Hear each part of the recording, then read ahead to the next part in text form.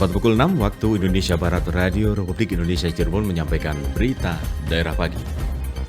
Dalam segala hal kita tidak tergantung lagi ke pemerintah. Dari modal sendiri harus dari sendiri. Yang wajib itu campak rubella tanpa melihat status imunisasi ya. Sebelum kami hantarkan berita daerah pagi, kami hantarkan terlebih dahulu sari berita di antaranya kemandirian menjadi modal utama agar koperasi mampu bertahan. 3,4 juta anak di Jawa Barat akan diimunisasi dalam program Bulan Imunisasi Anak Nasional atau BIAN tahun 2022. Bersama saya, Bian Alwansyah, inilah berita daerah pagi selengkapnya.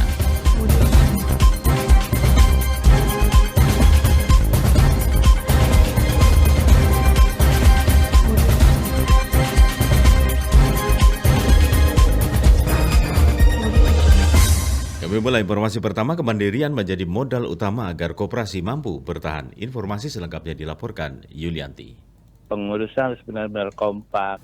Dibentuknya koperasi untuk meningkatkan ekonomi agar para anggota sejahtera melalui beberapa kemudahan. Di antaranya dari anggota untuk anggota termasuk modal dan keuntungan. Ini menjadi tujuan yang masih dipegang kuat KUD Bukti Sedong, Kecamatan Sedong, Kabupaten Cirebon hingga sekarang. Menurut Ketua KUD Bukti Sedong, Haji Tirta Supardi, koperasi yang mampu bertahan yaitu adanya komitmen, kekompakan, serta kemandirian. Bagi saya memang untuk membangkitkan kemandirian. Cuman memang susah, pengurusan harus benar-benar kompak. Kayak di kami kan yang itu kan kemandirian. Jadi setiap hari koperasi ya kami tunjukkan kemandirian kita. Dalam segala hal kita tidak tergantung lagi ke pemerintah. Dari modal sendiri harus dari sendiri, dari anggota. Jadi kami biarpun modalnya miliar, itu dari anggota semuanya, enggak dari pemerintah. Keberadaan koperasi yang belum sepenuhnya dirasakan masyarakat, tegas Tirta Supardi, disebabkan bentukan dari program pemerintah Orde Baru sehingga terpengaruh pada kebijakan yang berlaku saat itu. Para pengurus koperasi model ini hanya bisa bergantung dari pemberian bantuan pemerintah. Pembenahan keanggotaan menjadi solusi supaya koperasi yang pasif dapat bergerak kembali. Salah satunya dengan menempatkan kepengurusan dari kalangan muda. KUD Bukti Sedong, Kecamatan Sedong, Kabupaten Cirebon kini beranggotakan 15.000 orang dengan jenis usaha simpan pinjam, material, saprodi atau sarana untuk pertanian, waserda dan angkutan. Sementara Ketua KUD Minajaga Bakti Desa Bungkolor, Subhan menyampaikan Hari Koperasi Nasional Harkopnas dimaknai sebagai kebangkitan insan koperasi menuju kesejahteraan perekonomian masyarakat. Antusias dan semangat tinggi dari para nelayan menjadi sarana membangun koperasi agar anggota bisa lepas dari jeratan tengkulak. Guna menguatkan koperasi, Subhan meminta adanya keberpihakan dari pemerintah dan juga perbankan. Kami sudah sodorkan itu ajuan tersebut ke BJB karena donatur yang ditunjuk sama Pangdam 3 Siliwangi, BJB datang. Pengennya kami BJB bisa memberikan bantuan atau bapak angkat ke koperasi KUD Minajaga Bakti Desa Bungkolor walaupun dengan cara mencicil per bulannya. Kami siap dan sanggup dan para nelayan juga menyanggupinya. Diakuinya keanggotaan koperasi sebanyak 282 orang dan 83 orang diantaranya telah mengajukan bantuan modal ke perbankan masing-masing dengan besaran 15 juta rupiah. Pendengar, berikut pendapat masyarakat mengenai peran koperasi di masa kini yang berhasil dihimpun RRI.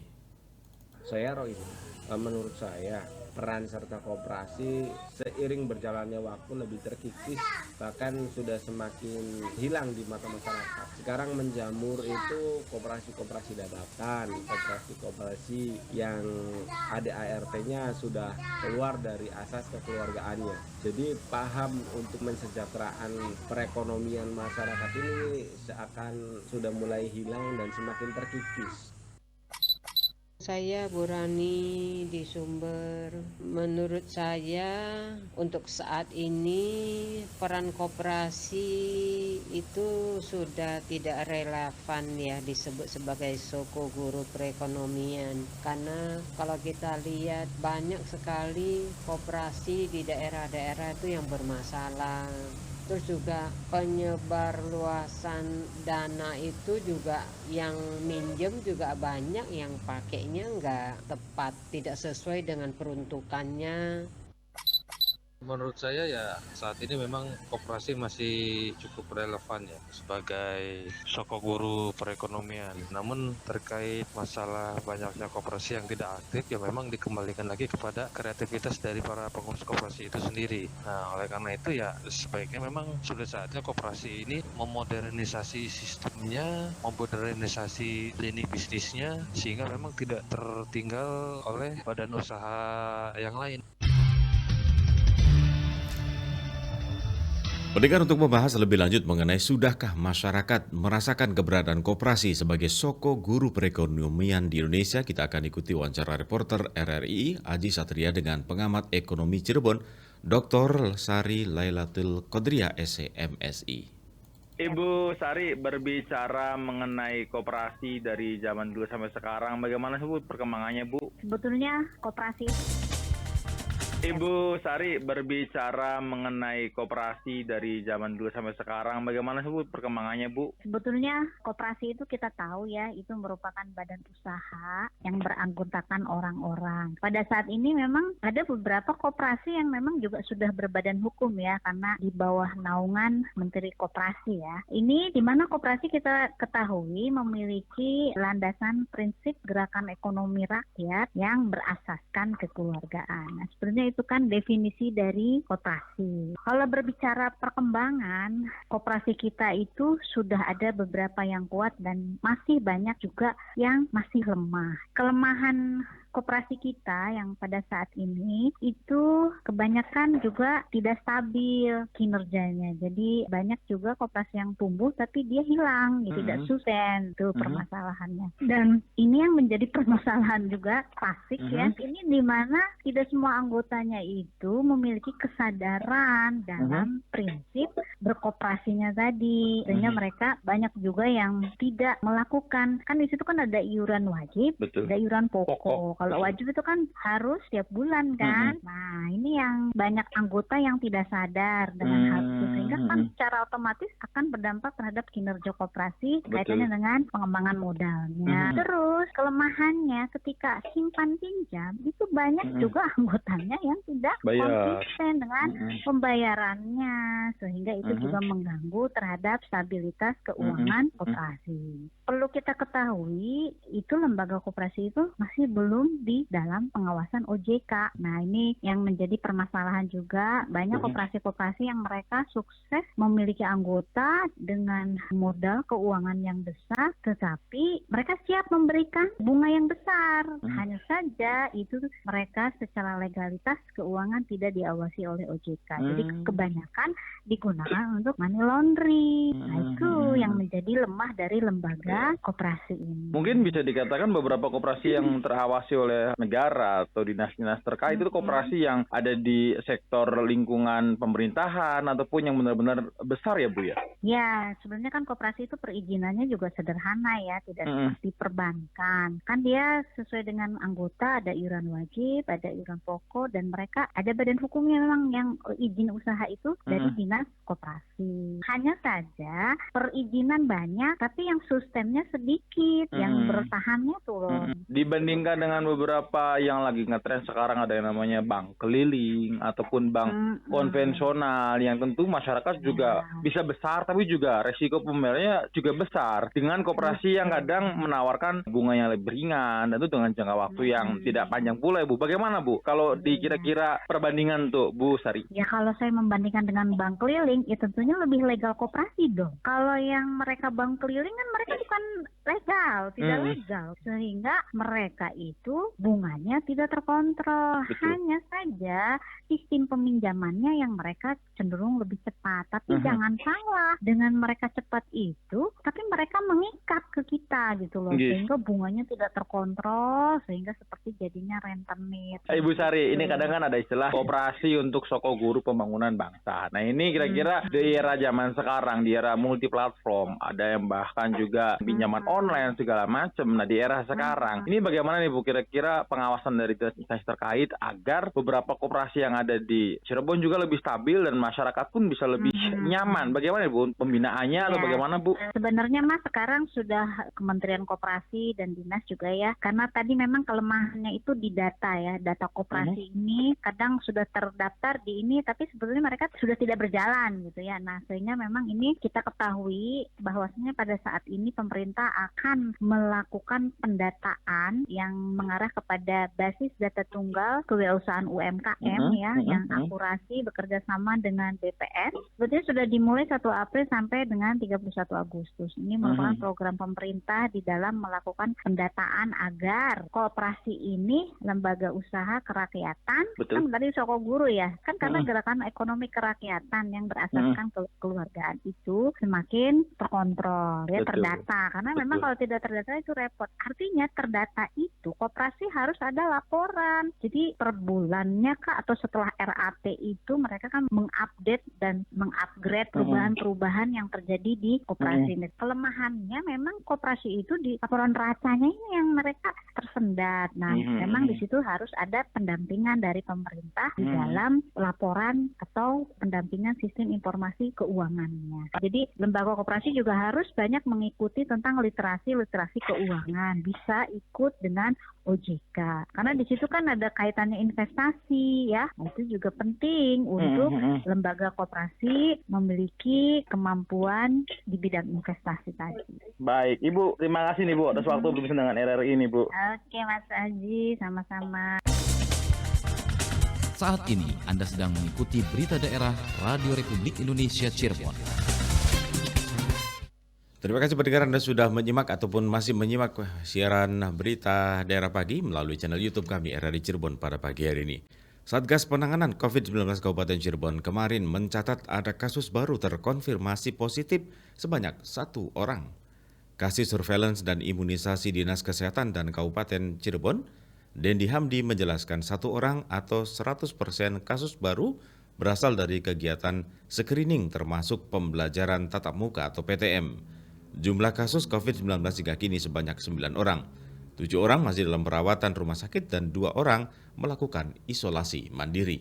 Namun menurut Dendi tercatat ada penambahan 2 kasus konfirmasi yang telah selesai isolasi.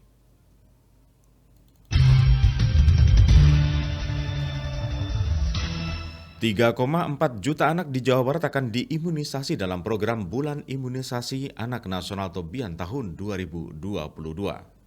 Jadi tergantung dari status imunisasinya kalau yang kejar. Setiap organisasi perangkat daerah OPD di tingkat Provinsi Jawa Barat, diantaranya Dinas Pendidikan dan MUI, sedang berproses membuat surat edaran tentang pelaksanaan Bulan Imunisasi Anak Nasional atau BIAN. Anik Sugiharti, pengelola program imunisasi Dinas Kesehatan Provinsi Jawa Barat, kepada RRI mengatakan, walau Dinas Kesehatan merupakan penanggung jawab dari kegiatan tersebut, tetapi harus juga didukung koordinasi lintas sektor, khususnya untuk menggerakkan masyarakat. Dalam BIAN ini menurut Anik diwajibkan semua anak mendapatkan imunisasi campak rubella. Yang wajib itu campak rubella tanpa melihat status imunisasi ya. Jadi semua anak yang lahir September 2017 sampai dengan Oktober 2021 mendapatkan campak rubella. Yang kedua disebutnya imunisasi kejar. Artinya di sini anak tersebut hanya menutup bolong-bolongnya saja yang jadwal terlewat dari September 2017 sampai dengan Agustus 2021. Kalau di tahun 2017 sampai 2021 itu sudah lengkap imunisasinya, tidak dapat. Tapi kalau belum lengkap bisa kemungkinan dapat 3-tiganya. Polio tetes dapat, polio suntik dapat, DPT pentas dapat. Jadi tergantung dari status imunisasinya kalau yang kejar. Dikatakan Anik Sugiharti, Jawa Barat merupakan provinsi di Indonesia dengan jumlah sasaran BIAN terbanyak, yaitu 3,4 juta anak. Bulan Imunisasi Anak Nasional BIAN untuk tahap 1 telah dilaksanakan, terutama wilayah luar Pulau Jawa, pada bulan Mei 2022 dan diperpanjang sampai bulan Juni. Sedangkan untuk wilayah Jawa dan Bali dijadwalkan pada tahap kedua, yang dimulai pada bulan Agustus 2022. Anak usia 9 bulan sampai 59 bulan akan mendapatkan imunisasi campak rubella dan imunisasi kejar yang diperuntukkan menutup kekurangan jadwal imunisasi akan diberikan kepada anak usia 12 bulan sampai 59 bulan. Nono Kartono melaporkan.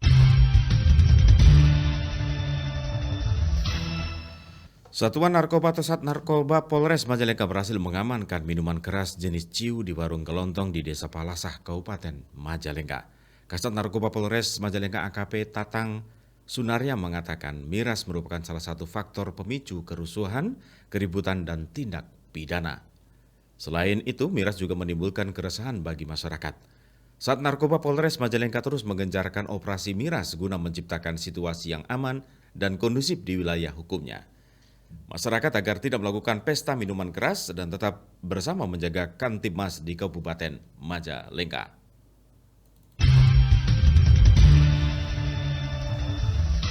Pembelajaran tatap muka lebih efektif dibandingkan pembelajaran jarak jauh.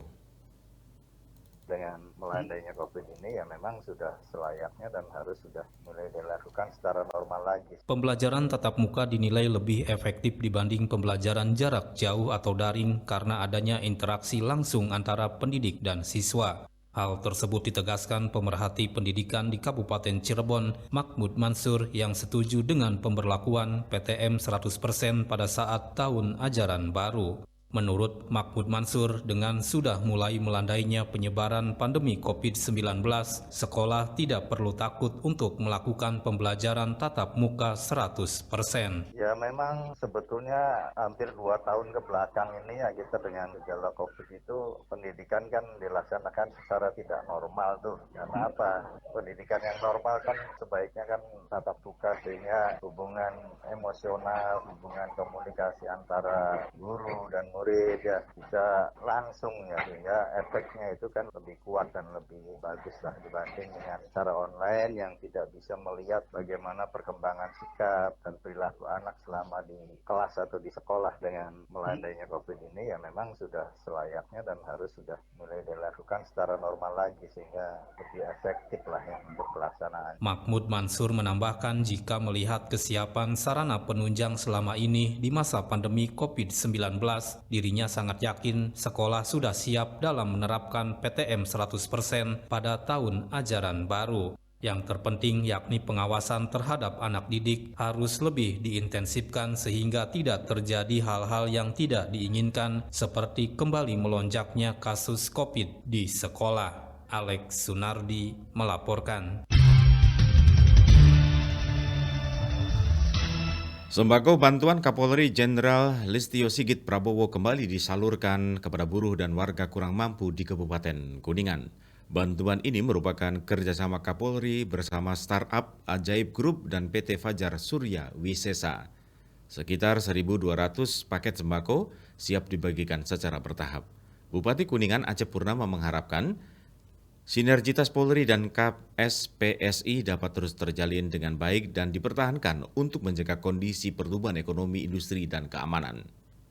Sementara itu, Ketua DPD Konfederasi Serikat Pekerja Seluruh Indonesia KSPSI AGN DKI Jakarta William Yani Wea menuturkan bantuan sembako ini akan terus dilanjutkan ke kawasan-kawasan buruh di seluruh Indonesia. Proses hibah gedung Pusdiklat Pri atau Latpri untuk gedung baru kantor Polres Cirebon Kota masih berjalan. Kami sudah punya ide-ide sebenarnya, jadi tidak hanya bangunan utama, tapi nanti kita akan bangun juga SPKT prototype. Sejak beberapa tahun ke belakang ini sampai sekarang, hibah bangunan milik pemerintah Kota Cirebon, yakni gedung Pusdiklat Pri atau gedung Latpri di Jalan Cipto, untuk dijadikan lahan terbaru kantor Polres Cirebon Kota masih dalam proses. Hal tersebut diungkapkan Kapolres Cirebon Kota KBP Fahri Siregar kepada RRI. Menurutnya, lokasi baru gedung Polres Cirebon Kota akan ditukar dengan gedung Polres yang lama ke Pemkot Cirebon. Jika proses itu sudah selesai, akan langsung melakukan pemetaan anggaran untuk pembangunannya. Kita masih nunggu persetujuan. Setelah nanti persetujuan, tentunya kan kalau Latpri kan sudah menjadi BMD Bu ya. Saya rasa mungkin kalau BMD keputusan tinggal di Pak Wali Kota. Kalaupun memang nanti setelah, karena kan kalau gedung Polres ini kan BMN gitu ya, memang harus ada persetujuan di level atas. Nah kalau memang sudah disetujui, nanti terjadi saling tukar hibah. Setelah itu baru kami akan menyusun rencana anggaran untuk pembangunan Polres. Nah, nanti kami sudah punya ide-ide sebenarnya, jadi tidak hanya bangunan utama, tapi nanti kita akan bangun juga SPKT prototype. Nah, yang mungkin belum ada sampai saat ini adalah SPKT prototype. Nanti kita akan rencanakan seperti itu. Berdasarkan informasi sebelum lokasi pasti Gedung Latpri untuk lokasi baru kantor Polres Cirebon Kota, beberapa lokasi dijadikan sasaran seperti lahan kosong yang berdekatan dengan Gua Sunyaragi dan beberapa lokasi lainnya. Aji Satria melaporkan. Beralih ke berita olahraga. Berita olahraga. Berita olahraga. Usai melakukan grand launching pada akhir bulan Mei lalu, PSGJ Gunung Jati Cirebon dianggap menghilang oleh pasukan supporter Gunung Jati atau Pasugati. Pasugati rame-rame memasang status dengan logo PSGJ hilang kontak usai melakukan grand launching di berbagai platform media sosial. Mereka mempertanyakan nasib PSGJ menjelang kompetisi Liga 3 dan Piala Suratin musim 2022. Terkait hal tersebut, tokoh sepak bola Cirebon, Sutardi Raharja mengungkapkan aksi Pasugati yang mengkritik klub kebanggaannya merupakan hal yang wajar karena sejak melakukan grand launching, manajemen PSGJ yang baru belum terlihat kinerjanya. Dirinya berharap manajemen PSGJ bisa membuktikan janji mereka pada launching untuk membawa persepak bolaan Kabupaten Cirebon menjadi lebih berprestasi.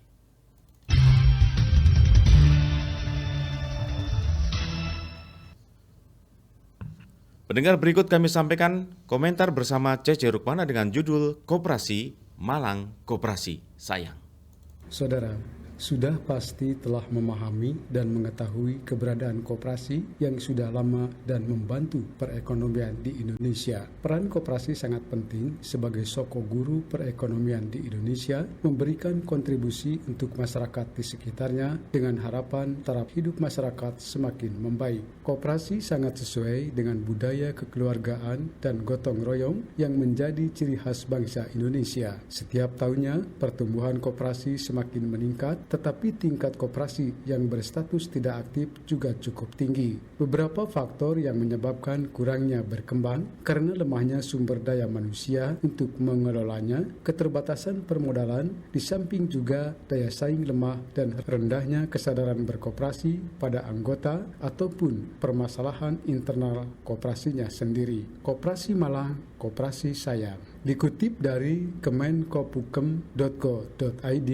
Indonesia perlu mengadakan kaderisasi koperasi untuk mengatasi permasalahan popularitas koperasi di Indonesia. Hal ini juga dikarenakan Indonesia kini dinilai mulai mengalami krisis generasi penerus di bidang koperasi. Koperasi berbasis pelajar atau generasi muda merupakan salah satu cara untuk menanggulangi permasalahan mengenai kinerja atau eksistensi koperasi yang menurun. Perkembangan teknologi dapat dimanfaatkan untuk meningkatkan pelayanan koperasi kepada para anggota dan masyarakat. Perkembangan segala bentuk transaksi dengan menggunakan teknologi online bisa jadi inovasi yang mampu membuat koperasi terlepas dari kesan jadul dan kurang menarik bagi generasi muda. Beberapa langkah tersebut untuk membuat koperasi tetap eksis di kalangan masyarakat dan keberadaannya tetap mampu memberikan suatu kontribusi yang membantu masyarakat dengan berdasarkan asas kekeluargaan. Langkah-langkah tersebut bisa dikembangkan dengan inovasi-inovasi lain yang bisa membuat koperasi menjadi lebih baik dan meningkatkan usahanya, bahkan dapat membawa koperasi layak bertaraf internasional. Digitalisasi koperasi menjadi fokus pemerintah untuk mencapai efisiensi dan efektivitas koperasi tanpa harus merubah nilai-nilai dasar dan prinsip koperasi. Sebagai contoh, pandemi COVID-19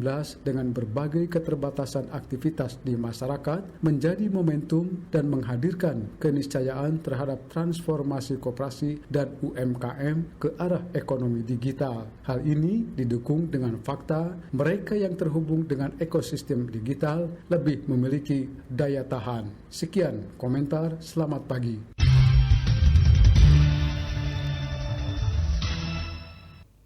Siaran YouTube kami akan kembali hadir pada pukul 8 sampai dengan pukul 9 waktu Indonesia Barat dalam Dialog Pagi dengan topik utama kita yang akan kita bahas dalam Dialog Pagi yaitu Koperasi Bangkitkan Ekonomi Rakyat. Dan hingga di sini pendengar, rangkaian kebersamaan bersama kami dalam Berita Daerah Pagi untuk edisi hari ini, Selasa tanggal 12 Juli 2022. Terima kasih atas kebersamaan Anda. Sampai jumpa.